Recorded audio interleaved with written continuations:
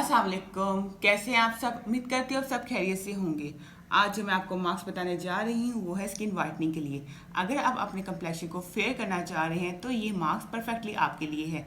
बताने से पहले अगर आपने मेरी वीडियो को लाइक नहीं किया तो मेरी वीडियो को लाइक कर दें और चैनल को सब्सक्राइब कर दें। वीडियो आपने एंड तक देखनी है क्योंकि मैं आपको डिफरेंट टिप्स बताऊँगी कि आप अपने फेस के कम्प्लेक्शन को कैसे फेयर कर सकते हैं। चलिए चलते हैं फर्स्ट इंग्रेडिएंट की तरफ। पहली चीज़ जो आप इसमें यूज़ करनी है वो है धनिया। धनिया कैसे यूज़ होगा ये आपने वीडियो मेरी एंड तक देखनी है ताकि मैं आपको बता सकूँ हमने इसे कैसे यूज़ करना है इस मास्क के अंदर। धनिया बहुत ही ज़्यादा यूज़फुल होता है। इसके अंदर विटामिन सी पाया जाता है जो कि हमारे फेस के सेल की रिक्वायरमेंट होती है। ये आपकी स्किन को वाइट करने में one of the best thing है।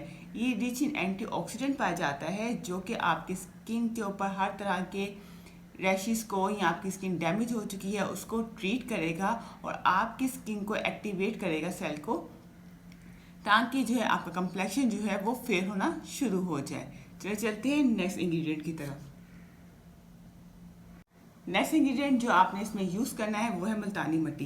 मुल्तानी मिट्टी बहुत ही ज़्यादा यूज़फुल है। ये बाकी इंग्रेडिएंट के साथ मिल के आपके कम्प्लेक्शन को फेयर करती है, वाइट करती है, आपके फेस को जो है वो बहुत सॉफ्ट बना देती है। ये बहुत ही ज़्यादा यूज़फुल होती है क्योंकि जो मुल्तानी मिट्टी का बेसिक काम है वो है डीप क्लिनजिंग करना। ये आपके पोर्स के अंदर तमाम डस्ट पार्टिकल को, तमाम क्लॉग्स को बहुत अच्छे तरीके से रिमूव करती है विदाउट डैमेजिंग योर स्किन। जब भी हमने कोई मास्क फेस पे लगाना है तो ये मुझे एहतियात करनी चाहिए कि वो हमारे फेस को डैमेज ना कर दें। मुल्तानी मिट्टी जो होती है बहुत ही ज़्यादा यूज़फुल है। ये आपके कभी भी सेल को डैमेज नहीं करती है और ये आपकी कम्प्लेक्शन को फेयर करने में बहुत ही ज़्यादा यूज़फुल होती है।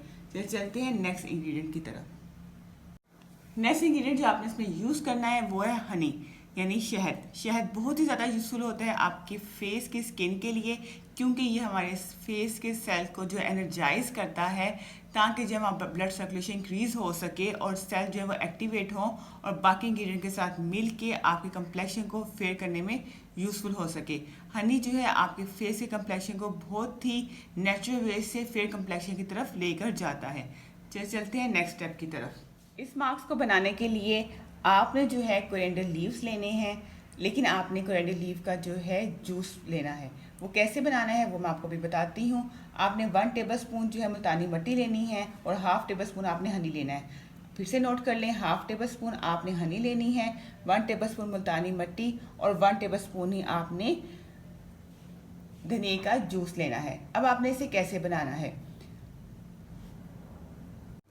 धनिया का जूस बनाने के लिए आपने 8 से 10 जो है ये आपने धनिया के ले लेने हैं। उसके बाद आपने क्या करने हैं, आपने इसको ब्लेंडर में डालना है, पानी ऐड करना है 1/2 कप और उसको ब्लेंड कर लेना है। अगेन बता देती हूँ, 8 से 10 आपने इसकी ये टनियाँ लेनी हैं, ये वाली यानी पूरी जो है ये वाली, ये 8 से 10 होनी चाहिए। और उसके बाद आप 1/2 कप ऑफ वाटर जो है उसमें ऐड करेंगी, ब्लेंडर में डालेंगी और ब्लेंड कर लेंगी। उसके बाद ब्लेंड करने के बाद आपने क्या करना है, आपने इसको छान लेना है ताकि जो है आपको जूस फॉर्म में मिल जाए।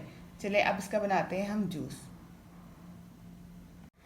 ये देखिए मैंने धनिया को जो है अच्छे से ब्लेंड कर लिया है और उसको मैंने स्ट्रेन भी कर लिया है और इस तरह से जूस फॉर्म में ये आपके पास आ जाएगा। चलिए चलते हैं नेक्स्ट स्टेप की तरफ। चलें जी, ये देखिए मैंने मुल्तानी मिट्टी के अंदर जो है धनिया का जूस ऐड कर दिया है और मैंने शहद को भी ऐड कर दिया है। अब मैं इसे मिक्स करूँगी। अगर मुझे ज़रूरत पड़ेगी तो मैं इसके अंदर जो है धनिया का जूस ही ऐड करूँगी। इसमें आपने पानी ऐड नहीं करना है।